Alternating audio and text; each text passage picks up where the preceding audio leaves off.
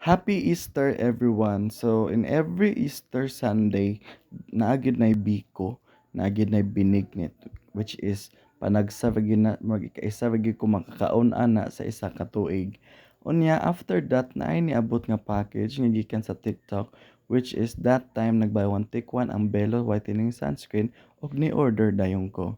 After that mga alas 3 sa kadlawon ni visit mi ani sa church kay magsugat, which is one of the mga traditions sa mga Catholic. Then after that, it's Sunday in the morning and we went to the cemetery kay mag-celebrate mi sa life sa ako ang younger brother nga ni hawa na diri sa kalibutan.